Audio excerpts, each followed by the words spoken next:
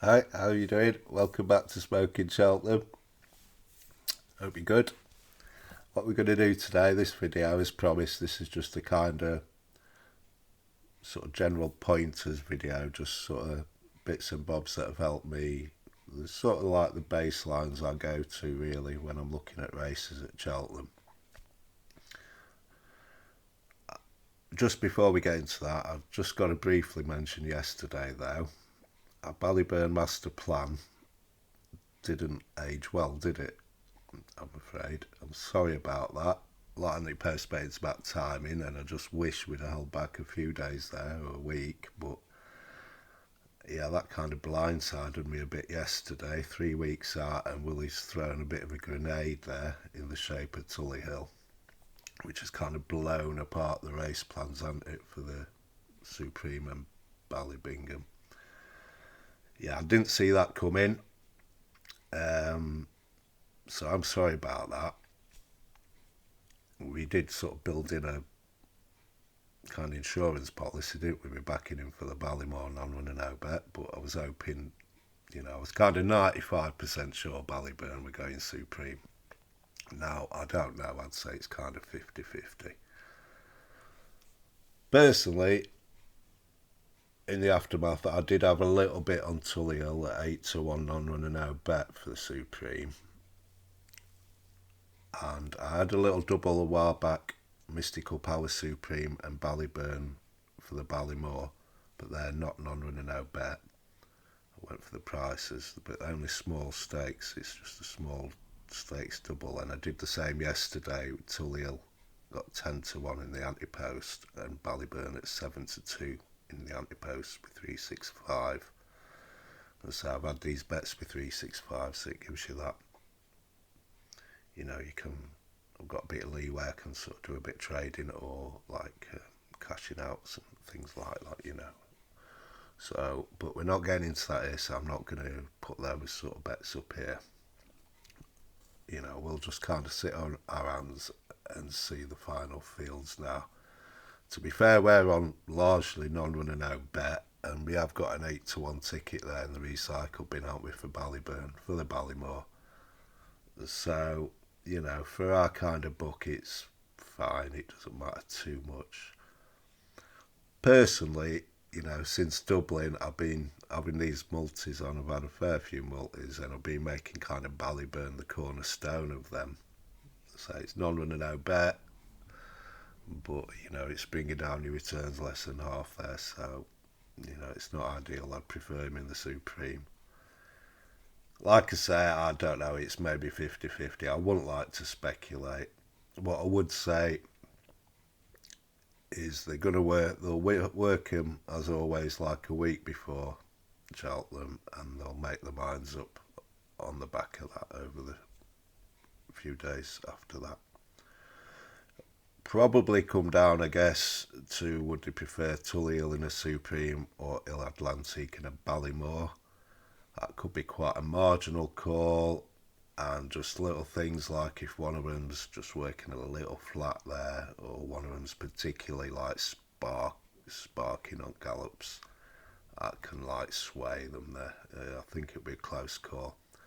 There'll be a lot of pocket talk, won't they, over the next few weeks now, the next couple of weeks. Most people that's played ante-post have probably got a vested interest and would prefer him to go one way or the other. It's kind of these times I'm glad I'm not on Twitter or anything. I'll just be happy to sit out of this, and we'll just see closer to time when we know. That's what I think anyway.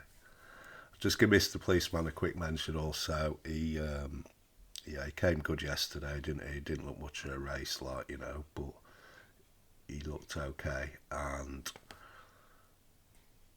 he'll be going, I'm nearly sure, for the 2 mile 5 novice handicap chase at Punchestown, which Willie's got a fantastic record in. We like top weights in that race, so keep an eye out for him there.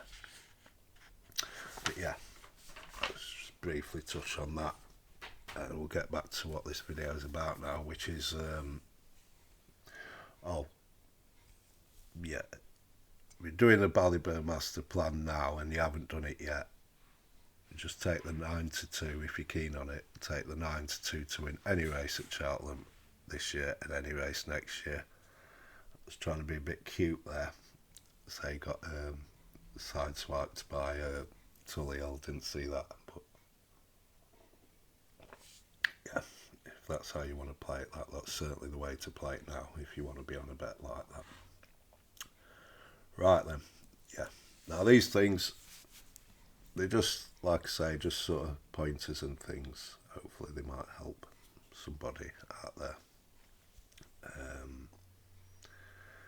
Right, we'll start with last time out form. Now, for the purposes of this, we're just going to discount the handicaps and the cross-country and fox hunters, which leaves us with like 17 kind of elite races, if you like.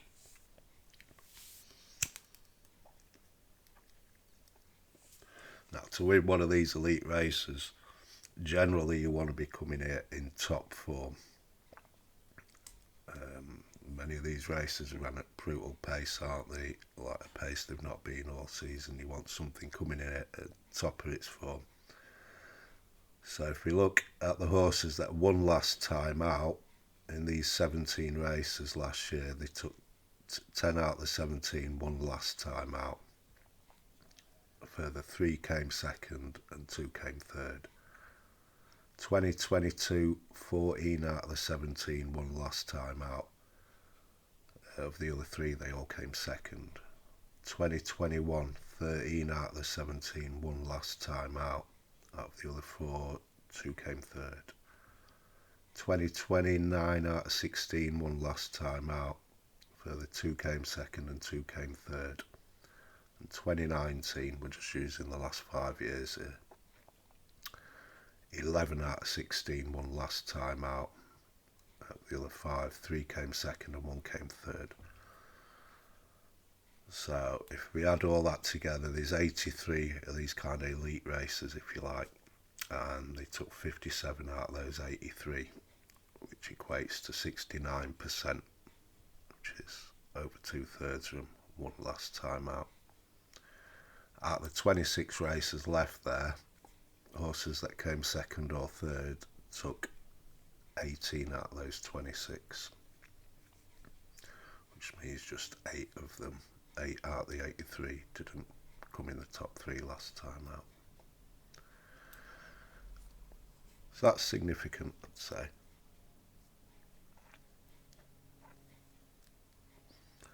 Now, one trainer who defies this a little bit, he's a fantastic target trainer for Cheltenham. Henry de Bromhead is, he invariably gets his horses there in top form. Now, over the last 5 years, out of these 83 races, Henry's took out 14 of these. 7 of them won last time out. So that 50% is quite significantly below the sort of 69%. He's a bit of an outlier how he sort of trains, Henry. 7 won last time out, 3 came second, 2 came third and 2 unplaced. So then if we kind of combine Henry de Bromhead into this, then we arrive at either won last time out and or trained by Henry de Bromhead. You get 64 out of 83, which equates to 77%. So around about 3/4 of these kind of elite races are being won by horses that won last time out and or trained by Henry de Bromhead. Guidelines though, guidelines. I will use some examples as I go through this, and it's not just after timing, but say, the best single bet I ever had as a win single was Lord Windermere.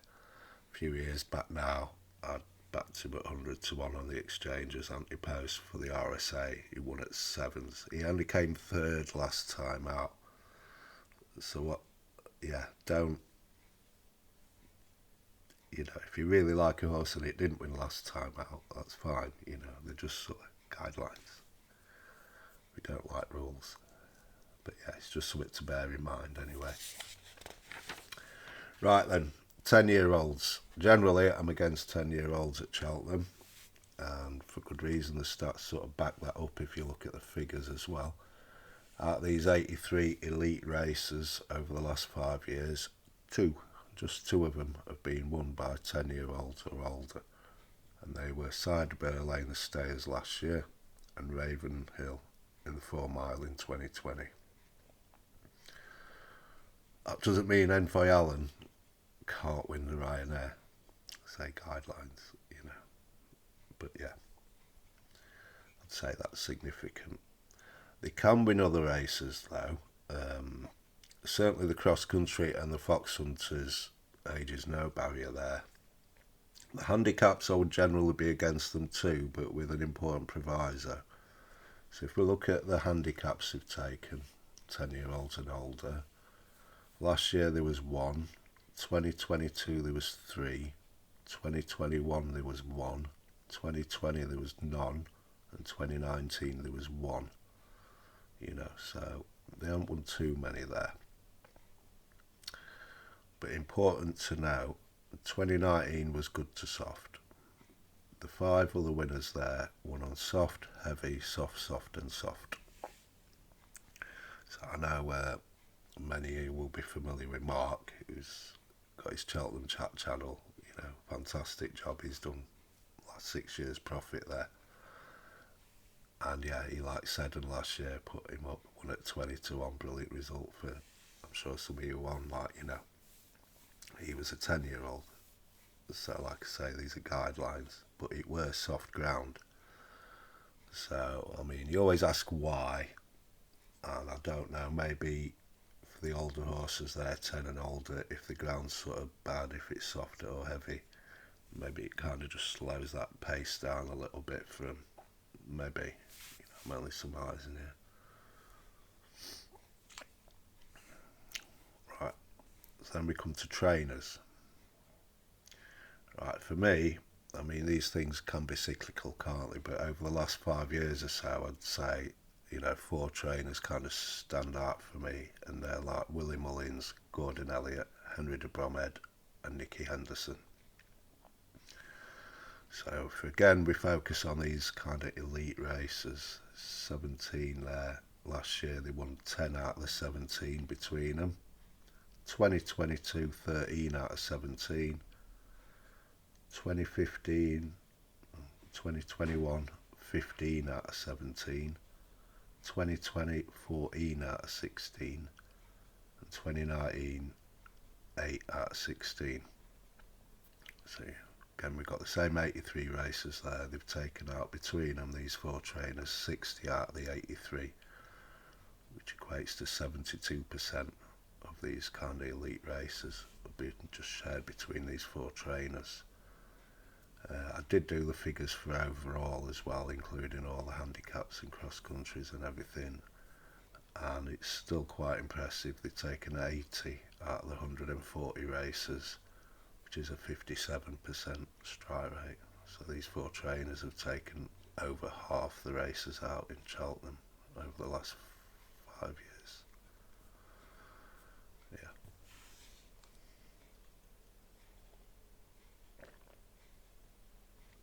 I don't see it being any different this year, really. Certainly for the elite kind of races, anyway.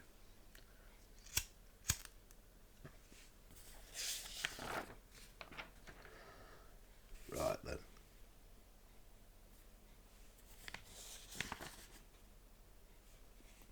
Oh, and lastly there, we'll just look at favourites, because Cheltenham's evolved, hasn't it, from, back in the day when it were 3 days, Jesus, you hit a winner there, you'd earned it, it weren't easy to find the winners. Since they've gone 4 days, they've diluted the quality, hence the amount of favourites winning has increased. It's kind of easier for us punters, I guess. So if we look at the favourites again, these elite races we're looking at, they've taken 7 out of 17, 9 out of 17, 6 out of 17, 3 out of 17 and 4 out of 17. It's reading back from 2023 to 2019, which equates to 29 of the 83 races. So you're looking at 35% strike rates for favourites in those sort of elite races, which is quite a healthy strike rate, really. I think it's generally sort of between a quarter and a third.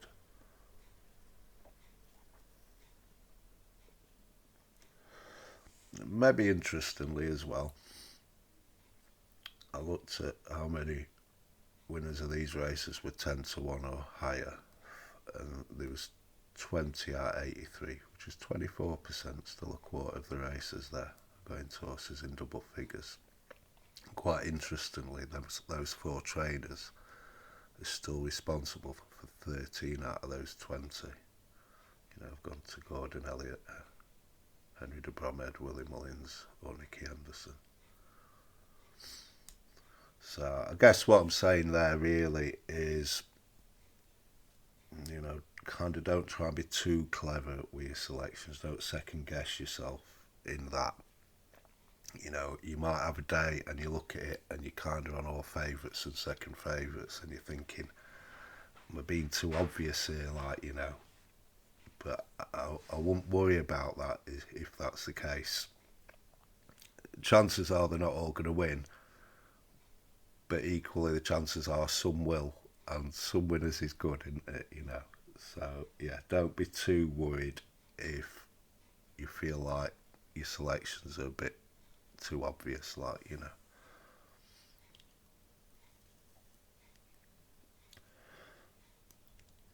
So kind of in summary then,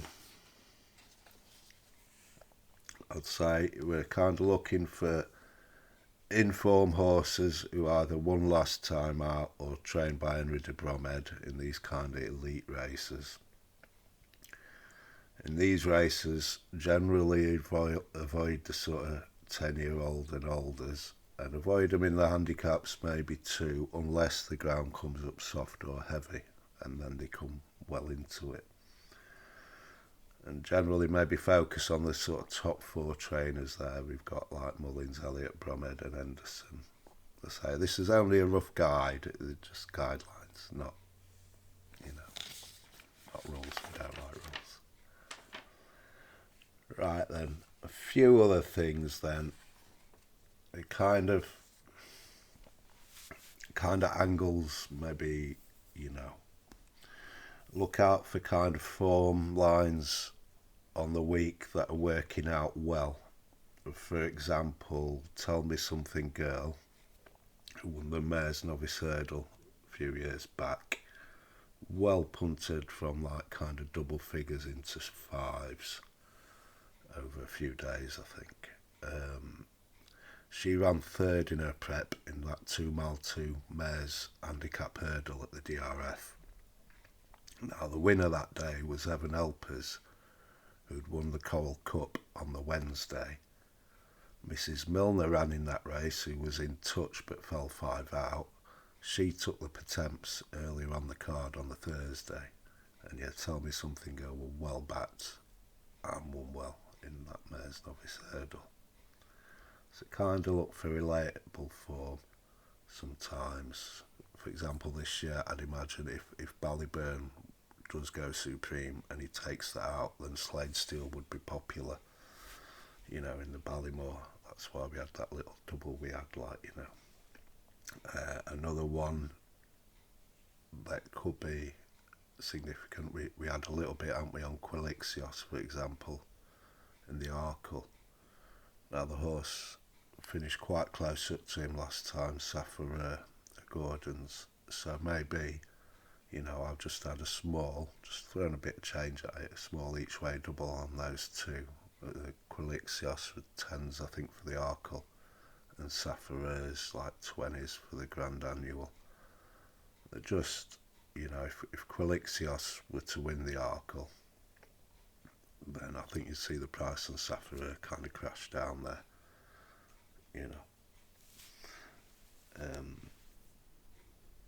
Right, Another example here, just the little angles and things.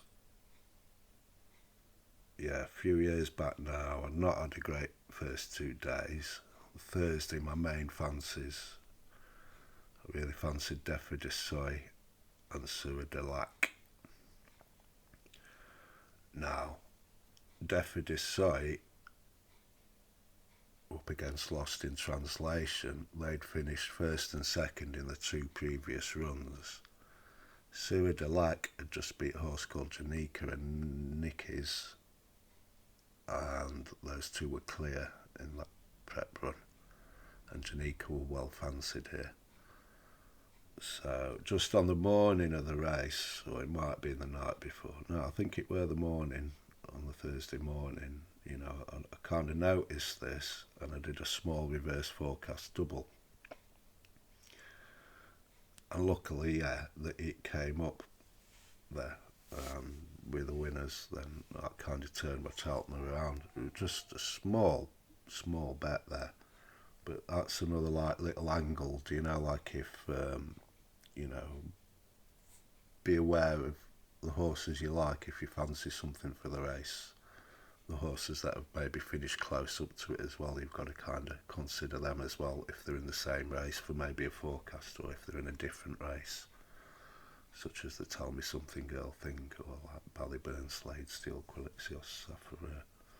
So just little angles there. Like through the week, you kind of got to stay sharp and look for angles like this. You've kind of got to be adaptable, adapt to different situations. Say, another example I'm using here, it's not after timing, it's just, these examples I can think of because, I've kind of done them, been there. Yeah, Shishkin in the Champion Chase, I'd back Shishkin, like them doubles we did last week to win like the Arkaland Champion Chase. I won it at 5s, I won him at 7-2, got nice bets on Shishkin. I'd not covered Energamine. Shishkin had beat Energamine at Ascot as well. Now, on the day, if you remember, it hammered it down, didn't it? And the ground went really bad. And I was like, I knew Energamine had loved this ground. I didn't think Shishkin would so much. So what I did was I traded some of Shishkin back and had a decent bet on Energamine. That were good from me that day. I don't always do these things, but yeah, that day, yeah. So try and be adaptable. And just as a bit of a side note, that I'd say if the ground does go bad, it's happened the last couple of years, hasn't it? On the Wednesday, I'd generally be a bit more cautious. I'd tread carefully and also respect the older horses in the handicaps when that happens. But yeah.